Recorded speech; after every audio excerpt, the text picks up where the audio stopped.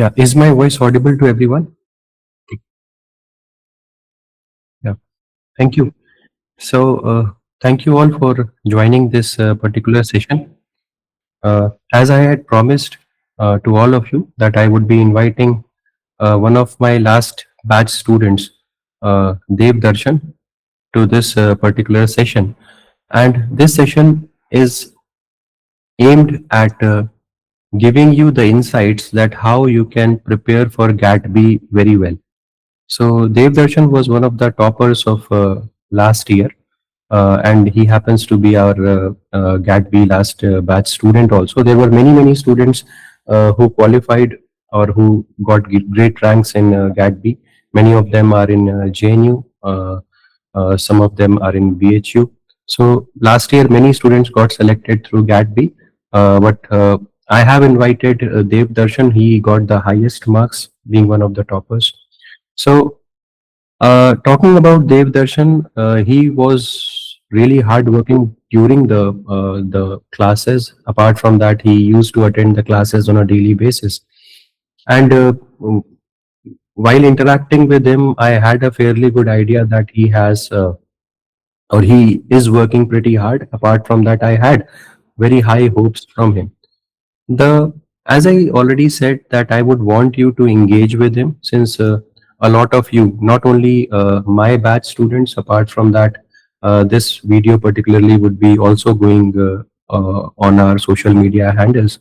So I would want you all to watch this particular video because there is a lot of confusion about GAT-B, how to prepare for it, how to appear for it, how much time or what kind of preparation should go in part A section, how should you do well in part B section. Apart from that, there are so many queries that I get on a daily basis on my YouTube or Telegram group that about GAT-B. So I would be asking some questions from Dev Darshan initially, and then I would open the session for you guys to ask your questions from him. So I invite Dev Darshan. Thank you, Dev, for sparing time and joining this particular session. If you could come on board and talk to us. Hello, sir. Hi, Morning. Dev. Good morning. Long time, man. How are you? I'm good, sir. How are you? I am fine as well. So, telling about Dev Darshan, he is currently pursuing his master's from Rajiv Gandhi Center for Biotechnology, and he would introduce himself in a better way. So, I've already told you about him. So, Dev, could you briefly introduce yourself about your background, about college, your rank, your score, so that everyone can get an idea that how much they should score in order to get a decent college through GAT-B? Sure. So, my name is Devadarshan, and I did my bachelor's in botany and biotechnology. It was a double major course in Marvenus College, Trivandrum itself. And during my third year of bachelor's, I gave my GAT-B, where I secured a category rank of 21 and a mark of 179. Then I got into MSc Biotechnology course in Rajiv Gandhi Center for Biotechnology, and my current interest include protein science and membrane biology. Thank you. Okay. Dev, could you tell us that when did you start your preparations? Because a lot of students are susceptible about the time that is required for preparing for GAT-B. When did you actually start your preparations? I actually started just like 2-3 months before the GAT-B exam. Mhm. So before the preparation itself, in my first year of bachelor's itself, I used to make notes, like notes in detail, like along with my coursework of bachelor's. So that helped me give a solid base on all of the domains, all of the topics. So during the end of my bachelor's, during the fifth semester, I joined Dr. Neelabh's like crash course, 1 month crash course, where I was able to figure out like what all domains should I concentrate on so that I could score well. So it gave me an outline. So how to study from all the diverse topics that I had, how to make everything in a fine manner and to study well.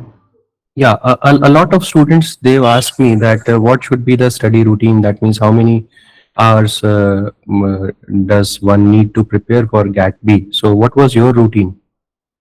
Actually, my routine was very inconsistent. I should say, because but I always cared for studying every day. So that was very consistent. That I studied every day, but it was not that I studied like every day 5 hours, every day 5 hours. It was not like that. But it was consistent that I studied every day. That was actually my study routine. And Okay. moreover, I used to solve PYQs just after revising my topics. So whenever for example, if I studied photosynthesis, after studying photosynthesis, I used to solve PYQs regarding photosynthesis. That is Yeah. how my study sessions went. Okay. Dave, also, I would want to ask you, since uh, a lot of students ask me that how much actually the time is required for preparing for GAT-B. A lot of students are susceptible. They say that is 1 month or 2 months enough for preparing for GAT-B? What would you say on that? I think like minimum 2 to 3 months is more than enough for your Mm. preparation. If you Yeah, have a very good base on your subjects, yeah. you So should prepare. So how did you, I mean, you said that you studied from us. So did you follow any other notes, or our notes were sufficient to crack the GAT-B examinations while you were giving the paper? What did you find? So the questions were coming from the notes itself, or you referred to something else as well? Actually, I did not go for any other coaching. I did my self-study during my first year, second year, and third year of bachelor's. And after having a solid base on all the topics, I joined your course, Mm. and where I could actually sort out the important topics that Mm. I need to study. So I got a basic idea wherever the questions will come from. So Yeah. that is, I think, the very important thing I got from your course. Yeah. And So, what did you observe? I mean, while studying or while revising the notes, and sitting in the examination, what did you actually find? Because students tend to focus a lot on a lot of things. So, whatever you studied in 1 month or 1.5 months, was that enough? I mean, the most of the questions were being asked from those notes only, or the questions were asked from outside as well? That is what I want to ask. questions were surely asked, like questions will be asked from outside, but most of the Mhm. questions were from my notes, from your Yeah. notes that I got Yeah. was from Mhm. here. Obviously, So, because in part B there is an option as well. So what would you recommend to students? Because there is a window of 40 questions that you can leave. Out of 100, you have to do only 60 questions. So what would you suggest to students while they are preparing for part B specifically? so part B specifically, you can go for the major domains like cell biology, microbiology, molecular biology, biochemistry, especially biochemistry. So you can concentrate more on these topics rather than studying the line by line in detail of all the syllabus that is given. Hmm. That would be Yeah, that is better, what I wanted to. better choice. Yes. And a lot of students ask me about part A. I mean, they are really susceptible about part A, how they should be preparing, or is part A extremely important? Obviously, it is important because it will give you an edge over the other students. But how did you go about preparing for part A? So for me, when I looked the syllabus for part A, it was like very long, and I thought I need to cover the entire NCRT. But by watching your videos, I came to know that there will be only specific topics from which the questions will be asked for GAT-B. So I concentrated on those topics, and I solved the numericals related to physics and mathematics that are related to those topics. So it was actually easy for me to sort out the specific topics that would be asked for the GAT-B exam. Okay, okay, good. So apart from that, how much importance do you give to revision? Students say that they are able to read new topics, but they are not able to find time for revising things. How did you manage revision along with your daily studies? Okay, so revisions, I would suggest you guys that in a day, after studying your portions, you can spend like 30 minutes or half an hour something for your revision that you have studied the whole day. That would be very much important for you to remember stuffs. And moreover, you can finish studying your portions like 1 month before your GAT-B exam, so you guys get enough time for multiple revisions. So revisions are so much important considering entrance exams. Yeah. For Uh, me, uh, like the course was over in the first week of April, I guess, and the exam was nearly around April 20th. So I Yeah. got 20 days for my revision. So that is very important that you consider uh, a huge amount of dates are there left for you to do the revisions. I would correct you, Dev. Last year, we the examination was on 22nd April, but we after completing the course, that you are correct when you say that in the first week of the April we completed the entire syllabus, but after that we were solving past 10 years question papers also. So how much did that help you while preparing? That helped me a lot, especially your book on PYQs. I used to solve it daily, Mm, even though I bought it like on the last week of March, I guess. mm. So I used to solve that daily. Like I solved like 7 to 8 years of questions, and not every PYQs, but I should say like I was able to cover most of the PYQs that were given in the book. So that So helped me a lot. Then during my GAT-B exam 2025, like many questions, multiple questions came from the previous questions that were yeah. given.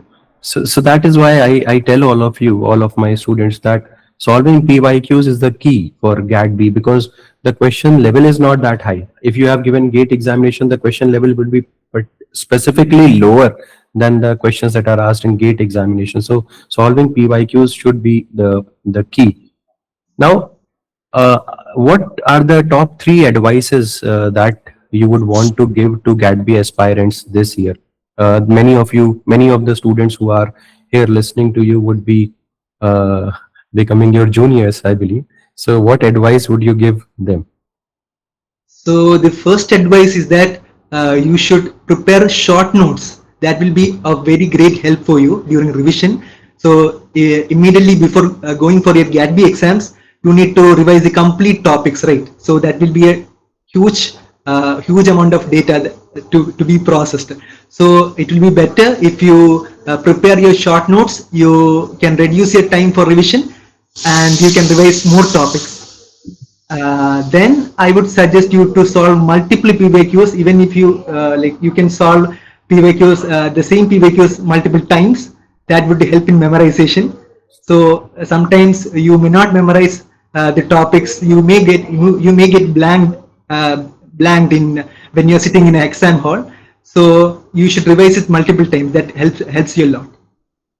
Then Uh, I yeah. would suggest like preparing short notes, revising PYQs, multiple revisions. These are the things I would suggest. What would you, because you have already given the GAT-B examination, what mistakes do you think that you made and you would not want the current batch to make? Okay, so I would say not to go for reading standard textbooks at the last moment. So you should study. You should finish studying like one or 2 months before your exams, so that you get a good amount of time for revision and PYQ practice sessions. So that is very important, and moreover, like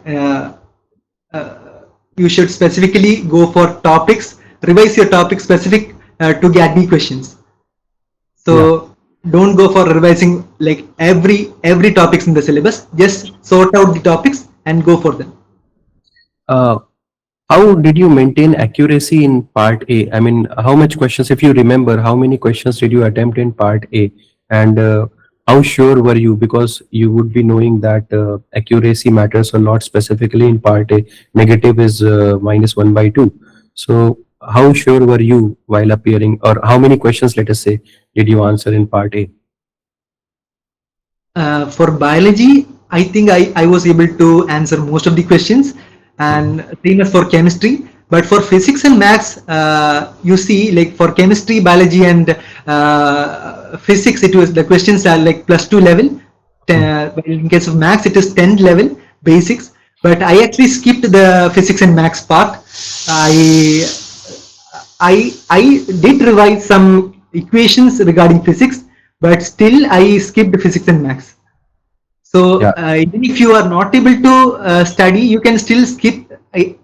I would suggest you can say, if you don't have any time, you can still skip the physics and maths part. Concentrate on the part you are most sure with. Yeah, so that means biology would be very simple. If you are preparing well for part B, then biology you would be able to solve most of the questions. And mathematics, as you said, it is a 10th level, so that can also be solved. Physics and chemistry, depending upon what interests the students, they can solve more, as you said, right? Yes, sir. Yeah. Yes. I think So this has like specific topics that should be covered in physics or chemistry. yeah. So you can go for the topics, sort out the topics you want to specifically study. Then you can revise and solve PYQs regarding to that specific topics.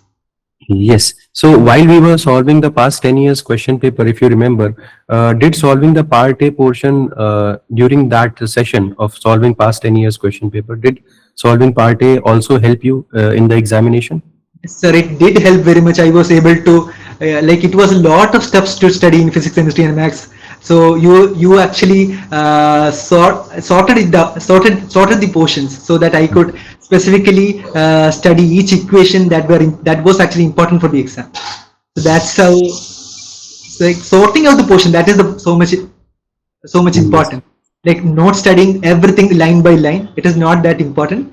Yeah. Like you should be able to sort out the questions, sort out the specific topics that is actually related to the GAT-B exam. Yeah, so that is what I would want to tell all the students, that the syllabus is very, very big. Considering part A, part B is similar to most of the life science examinations, but additionally part A is big. So there is no point studying each and everything, each and every book of NCRT. It would not help you. So again, go through the entire past 10 years questions, and then you would get an idea that which portions are important, and then you can solve questions related to that portion. This would help you to secure more marks rather than blindly reading all the NCRT books. Now, I would open the session to the students, uh, and I would encourage all of you to ask your questions, your queries to Dev Darshan, and he would be happy to answer any of your queries. So either you can switch on your mic, or you can type your questions. Either way, I would be happy. If you are able to type your questions, I would be communicating it to him. Otherwise, if you are having a working mic at your end, you can ask questions directly. Thank you. Vaishnavi asks you, what was your exam attempt strategy? So my exam attempt strategy. So initial strategy was that to build concepts. So that I did in my bachelor's. I used to make beautiful notes for each topics. So I had a solid base on the top, based on each topics. So then that was actually the initial strategy. And my final strategy was regarding the revisions. So with the help of all the notes I have, I was able to like sort out which all notes I should actually prepare, I should actually revise. So Uh, the idea that I got, that is from your classes, Dr. Neelabh's classes. So I was able to sort out these topics, the specific topics, and then revise those topics specifically. I believe Dev Vaishnavi wants to ask you that did you plan anything, that how many questions you should attempt, or what amount of questions you should attempt in part B or part A? What was your strategy during the examination? Is that what you want to ask, Vaishnavi? Yeah, so that is what she wants. While attempting the examination, how did you go about it? Did you start with part B? How many questions did you do in part B? And did you plan anything earlier that I would be attempting these many questions in part B and part A? What was your strategy in the examination hall? Actually, I wanted to attempt all questions in part B and rather not to look at part A.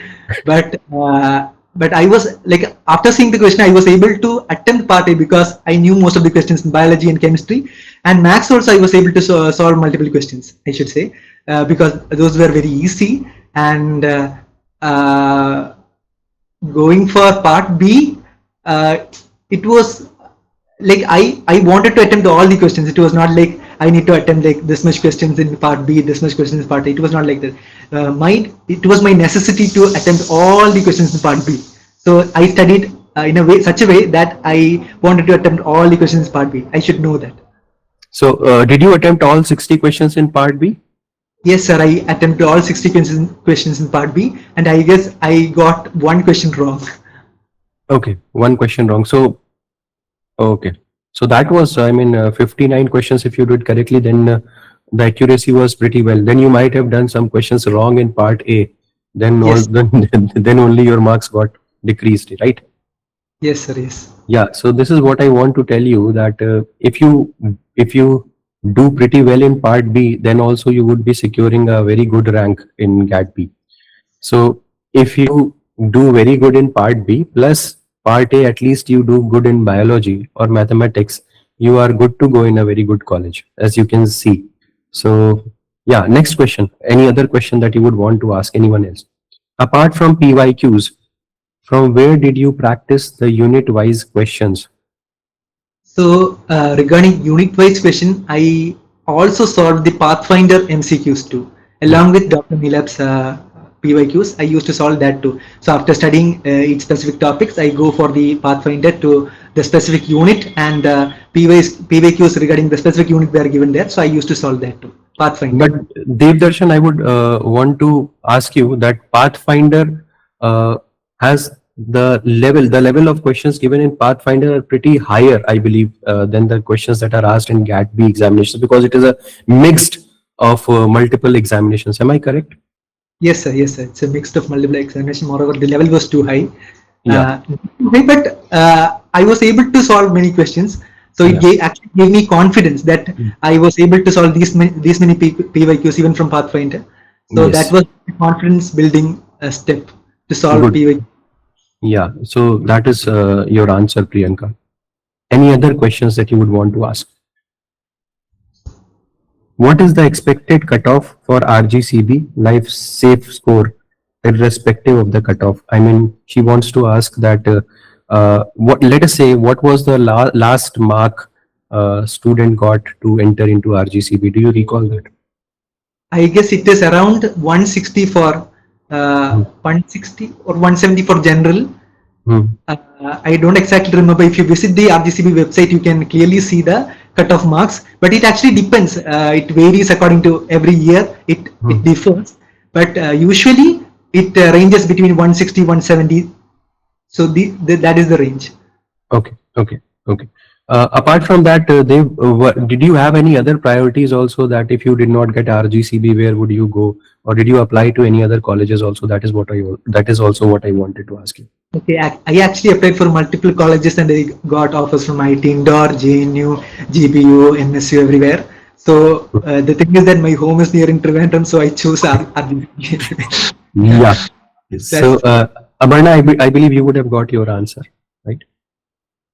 So see, if you secure a top rank or a top mark, then you get call from all the colleges. In the first counseling itself, you would get the admission. You would not have to wait for you. You got the Devdarshan. You got admission in first counseling itself, or it was delayed. Yeah, yeah, yeah. RGCB in second counseling. I got. Second counseling. Okay, okay, okay. So, I mean, what is the priority list the students generally have, and what was your priority list? If I get, let us say, 180 marks, what should be the priority list of the students when they apply to colleges? What was your priority list? Let us say many students want to apply to PGI Chandigarh, or many students want to apply to JNU. Since you are from a BSc background, I'm asking you this question. uh, I believe you would not be knowing much about the MTech background people, what they design. But what about you? What was your priority list? I did not actually have a priority list, but I applied to multiple colleges, as many institutes as possible. And I wanted an institute in South India itself. I was looking for University of Hyderabad, but I got it, but I was not able to go there due to some personal issues. So I remained in RGCB. Like you can apply for as many institutes as possible, Hmm. uh, which you can later choose from. So Yeah, you may not be getting admission offers from all the institute you have applied. So the thing is that you can apply to as many as institute as possible. So from which you can later choose yeah. which institute to choose from. So did you get calls from PGI Chandigarh and JNU and IIT Indore and other BHU, things like Yes, that? sir. I got call from JNU, IIT Indore, not PGI MS Chandigarh. I did not apply for that, Okay. but I got call from multiple institutes in Tamil Nadu, then University of Hyderabad I got, then IIT Indore. IIT Indore I got for I think the last counseling round, and Mhm. JNU also for the last counseling round I got. Mhm. Yeah, that's all. Then I guess MSU, GBU, some Yeah. colleges. Yeah. Okay. Uh, Central Himachal Pradesh University. Do you have any idea about the cutoff for that? No, sir, I'm not a. I don't have any idea about this in Himachal Pradesh universities. You Okay, can okay, ask me okay. about like universities Yeah, from South. I yeah. could be able. Okay. Okay. So, any other questions that you would want to ask? How frequently did you attempt mock tests? Okay, regarding mock test, I gave just 2 to 3 mock tests. That's all. But I used to revise PYQs every day from Mhm. the textbooks that I got from Dr. Neelabh's books too. So that is what I did. I did not So, go for like giving a mock test, but I practiced PYQs so daily. this year, Dev Darshan, we have introduced actually we are solving questions daily in the class itself, 30 to 40 questions in class daily, and I Oh, gave DPPs 10 questions for DPPs. So we are oh, actually, I mean, plugging that hole that we had in the last batch. So again, we are solving more questions on a daily basis. So that, uh, then, how can we manage time effectively during the examinations? for me, I went for part B first because I was very confident about part B, and I guess I was able to finish it in 1 hour or so, and then I went for part A. Mhm. So the time manage, it actually depends on how you practice your PYQs, how you solve numericals, how good you are at solving the questions. So that totally depends on you. So Prerna, do you want to actually ask that how did he manage time during the GAT-B exam date, or do you want to ask that how did he manage time along with his studies of his bachelor's? Could you please elaborate on the question that you asked? Also, meanwhile, can you tell Hyderabad Central University's cutoff if you know? Hyderabad Central University has a much lower cutoff than RGCB. It is around 140 or 150, I guess. 140, 150. Yeah, okay. So Yeah. during the examination, she wants to ask. So you correctly said that you started with part B, and Yes. you completed the part B in 1 hour itself, and Yes. then you started doing part A. That am I Yes. correct? Yes, sir. Yes. Yes. So Prerna, did you get the answer to your question? Yeah. Any other questions that you would want to ask? And I would also like to say that the cutoffs it may vary each year. So Hmm. depending on how difficult the question is. Mhm. So during the year 2025, the cutoff went very high because the questions were Very high. very. Very easy. Uh, Yeah, yeah. it was extraordinarily high last year, to be true. I mean, 141 or 140. What was the cutoff marks? I believe 141 for general, right? I guess 145 was the general cutoff. General cutoff. Okay, okay, okay. So last year it was exceptionally high. Previous to the last year, it was around 120, 125. It was that range, if I am correct. So that is the way. According to you, what colleges should we target for? If you want to suggest a preference list, Dev, what list would you target? I mean, you can tell which colleges you targeted. That would be obviously your preference list. I should say that that totally depends on your area of interest, your goals, your future plans. That you should actually prioritize your colleges, what you should choose. So that totally depends upon you, like where you want to go for research, where you want to go for academics or industries. That totally depends upon you. Where like which area do you want? So specific like for my institute RGCB, it specializes on disease biology. So a lot of disease biology research is being going on in RGCB. So if you are specifically interested in such a research area, you can choose RGCB, such research institute. So it actually depends upon your individual interests. So which institute to choose from. Okay, okay, okay. So Sharda, did you get your idea? Or if you want a preference list of his colleges, what to which he applied to, you can ask that as well. Solving part B first is a good move, then go for part A. This is what you said, right, Dev? Solving part B is the first thing that you should do. Because I personally believe, Tanvi, when you solve part B, you would get a clear idea that how much I am scoring. Because in part B, you would be doing a question if you know only, right? and you would be very sure that I know this question and I'm going to answer it. So you would correctly get an idea that I am able to solve these many questions. So I would be getting approximately this many marks through part B. Now, when you start part A, you have to just see that how many questions correctly you are able to do, because doing negative marking in part A is suicidal.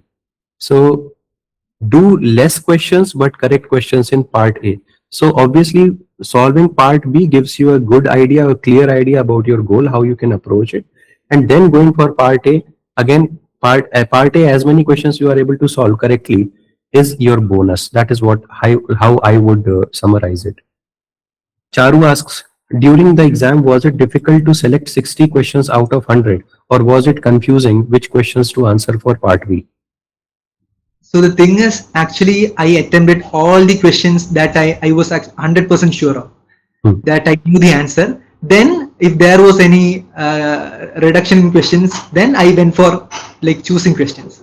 So uh, among all the questions, I went for each and every questions. I looked for each question whether I knew the questions. If I was 100% sure that I knew the answer, then I would attempt it. Then I will go for the next question, next question. So that's what I gave. So just to elaborate on what you are saying, you are saying that you went through all the 100 questions in part B first, and then made a note that I am able to solve these many questions correctly, and then again you went back and then again solved it from the beginning, isn't it? That is what you are trying to say. Yes, sir. Yes, yes. So this is what I also suggest students, that do not always try and solve it in one go. First of all, go through all the 100 questions, whichever questions you are very sure about, solve them in the first go, and then check out how many questions you are able to solve, and then give your second attempt in the same 100 questions. Obviously, there would be some questions which you might have overlooked, and now while you give more time to that, you will be able to solve those questions as well. So when you give multiple attempts to the same 100 questions, obviously the questions that you attempt would be more. So this is the correct attempt, correct way to attempt the questions. Multiple times you have to go through those 100 questions. Yeah. So whose question was this? Charu, did you get a clear idea? Yeah. Also, how can we manage other things like academics along with exam preparation? I mean, you gave the examination in your third year, Dev, right? Am I correct? Third year of BSc. Yeah. So how did you manage your college, your academics along with the studies? I mean, preparation for GAT-B. How did you manage it? Actually, I didn't clearly focus on GAT-B preparation during my first and second year. What I did was I used to study the concepts in depth, like Mhm. that is related to my coursework in BSc. So I Mhm. had papers on biochemistry, biomolecules, molecular biology, immunology. So I used to read standard textbooks like QB, Prescott for molecular biology, then Leninger. So I used to prepare notes in my BSc. So my basic concepts were solid.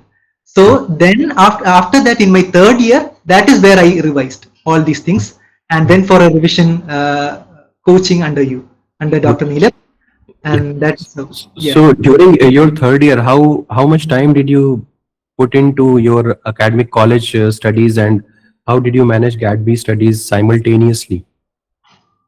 GAT-B studies during, actually it was actually done in my end of fifth semester and during my sixth semester. So we had a like the topics were too easy to study, so I could Okay. easily manage Mhm. both the things at a time. So during coursework in my college, I used to study topics in my college itself. Then after coming home, I used to attend the online classes of Dr. Neelabh, and I Yeah. used to revise during night. So that is what happened in my sixth semester. So I Okay. dedicated my complete sixth semester for the preparation of GAT-B. Yeah, That so is that is what is important. I mean, if you juggle between your academics and your college, I mean, these are the final days before GAT-B. So you should press the full throttle. I believe you should give your best, and you should give the entire duration of time for your GAT-B preparation rather than juggling between academics and your preparation. Otherwise, you would not be able to focus fully. Of course, if you have if you are going to college and you have some attendance issues, you'll have to go, but make there also in your college also you should try and focus upon studying your notes and preparing for GAT-B only rather than uh, sitting blankly for the lectures. That is what I personally think. Does the exam have a virtual calculator like GATE? GAT-B also provides a virtual calculator. Is there a virtual calculator on the screen? Uh, Actually, I didn't use a virtual calculator. I don't actually remember there Okay. was a virtual calculator. I don't. Uh, I, I I believe Tanvi, the calculator is not. The questions are pretty simple and the numericals are not that much asked in the examination. So virtual calculator, even if it is there, it would not be used that much. I believe, right? Am I correct, Dev? Yes, sir. I didn't actually use a calculator. Yeah, The questions were so easy in Max. yeah. So actually, they will provide a white paper and a Mm, pen, so you mm. can write down the equations and you can solve in your paper. Then you can go for marking your answers. Okay. One more question. Could you briefly tell what the counseling process involves and how many rounds are usually conducted? So the counseling process, it depends on each institute that you join. So the process is entirely different for, like, even it is a university, it is a college or institute, it actually differs. So regarding the counseling rounds in RGCB, I could say that there were 3 counseling rounds: the first, second, and third. And after third, even if the seats are not filled, they'll go for a sport admission, so where you can come and join, take admission on the same day. So that is how it works. Okay. So I would like to elaborate uh, on this. So once the GAT-B results are announced, Lakshmi, then what happens is the different institutes will open their admissions and they will announce their admissions. So there is no common portal like GATE. So different institutes will open their admissions. Students have to visit the websites of different institutions and they will have to fill the form. At times these forms are paid, at times these forms are free. Many institutes do not charge any fees while for filling these forms and many institutes charge some fees. Now, when you fill the form, then after some time, their shortlisting would be, the shortlist or the list would be advertised on their website that these many students have been selected for first round. Now, once the first round is complete, they will tell you that these many seats have been filled and still these seats are remaining. Then they will announce the second list that these students are to be called. Now again, third counseling. Every institute has different number of counselings that is not fixed. You will have to be very, very careful and you will have to be visiting every now and then. You will have to visit different institutes that you have applied to.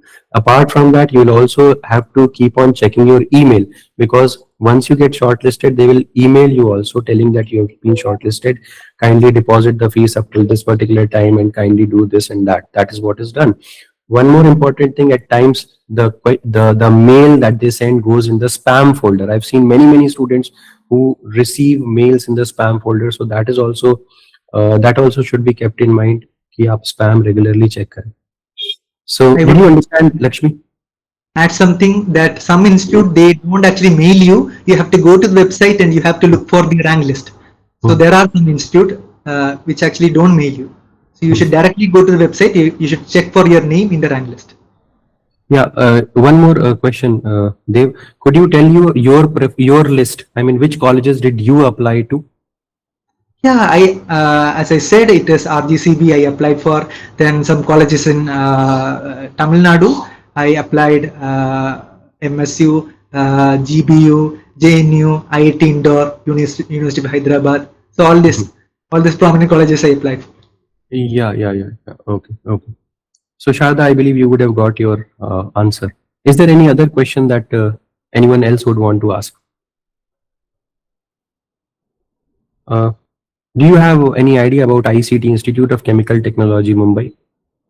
No, sir, I don't have any idea of that.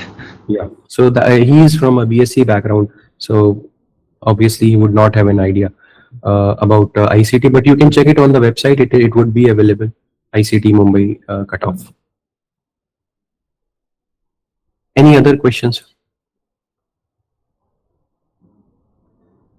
Yeah, one more question I would want to ask you, Dev.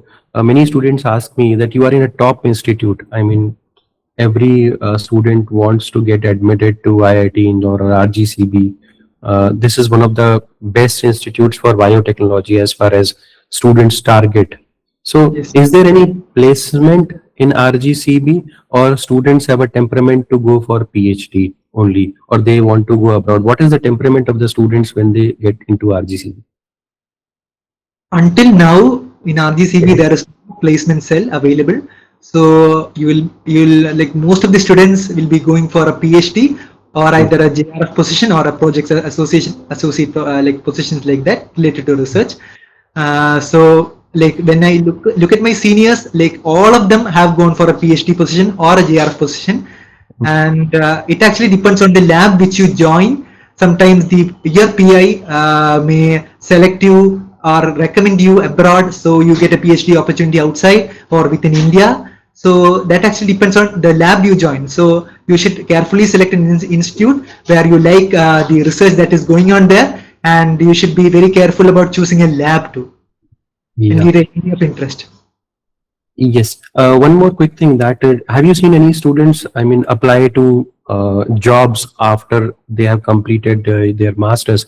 How does a label of RGCB help students to avail jobs in sectors of biotechnology or life science? Like I don't have any seniors who have gone for an industrial job from RGCB Mhm. until now, because the MSc in RGCB was started back in 2020, and it has just been 5 years. The MSc course is being running in RGCB until now. Like most of the students have gone for a PhD either in India or abroad, and I don't think RGCB supports like you going for an industrial job. Rather, they support you for going for a research or a PhD position. What would you be doing after your MSc? PhD again? Yes, sir. Yeah. I Okay. would like to do my PhD. Yeah. So any other questions? I believe all of the questions have been asked. If we want industrial jobs, which institutions should we join? Do you have any idea about this? Which institutions would be good if someone wants a job after their bachelor's? So, frankly speaking, I don't think you get a direct job after your immediately after your MSc, because you actually need some exposure to research work that is being happening, and you Hmm. need some skills. So you should acquire skills along with your masters and then go for an industrial job. Or after your masters, you can enroll for a skill development program or something, or either you can join for an internship in industrial institutes or Hmm. industries, from which you will be recruited as a permanent position in the industry. Yeah. Yeah, that's So what I. yeah. So basically, Vaishnavi, just after your MSc, the as he said that if you want to go for a R&D job, it's difficult because they would want certain skills in you. If you want to go to an industrial job, obviously I have always said that if you have completed your BTech and you are opting for MTech, particularly ICT has a good placement cell. They offer industrial jobs, and many renowned companies like Biocon and Serum India Limited, they come there for all the three courses, I believe. Uh, for example, bioprocess engineering runs over there, food tech runs over there, biopharmaceutical runs over there. So there are core companies that come for placements over there. That is what I know. So this is what is the scenario of job opportunities. And if you want to come back to academics, let us say you want to become a scientist or you want to be an academician, then obviously you'll have to complete your PhD. Just after your masters, you cannot come back to academics or work as a scientist in India. Triple IT Delhi. Do you have any idea about Triple IT Delhi? No, sir. I'm No. not. So Triple IT Delhi basically is a offers you MTech computational biology course, and again the course is really good over there. But again, most of the students that I know and my past students have gone for a PhD degree after doing their masters from Triple IT Delhi. Yeah. If someone is from a pharma background, what are skills needed to switch into biotechnology area? So what you can tell about the skills that are currently used in RGCB that you think are very essential for someone in biotechnology area that he should know? So in currently in RGCB, the facilities include microscopy facility. Hmm.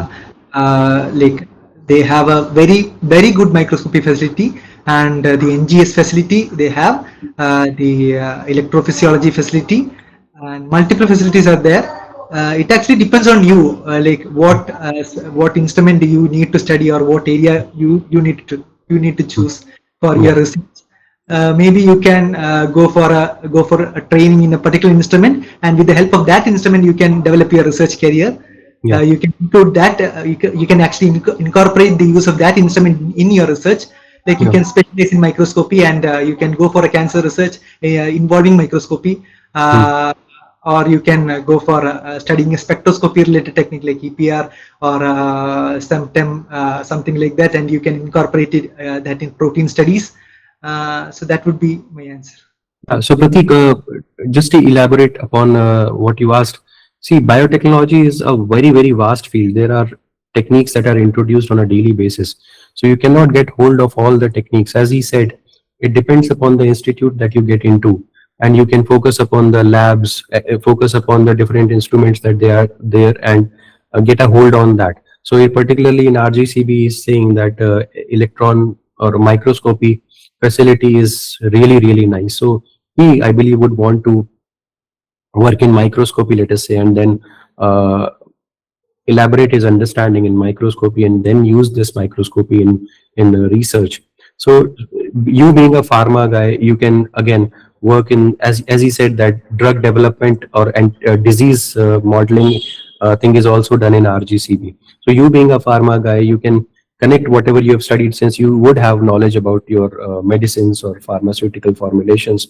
You can use that knowledge and work in the drug development field. So you need to develop your skill in the drug development area itself, not in the microscopy area. So you'll have to be meticulous in designing or in deciding what you want to do, and then develop your skill according to that. If you go on a broad area, biotechnology is very, very vast.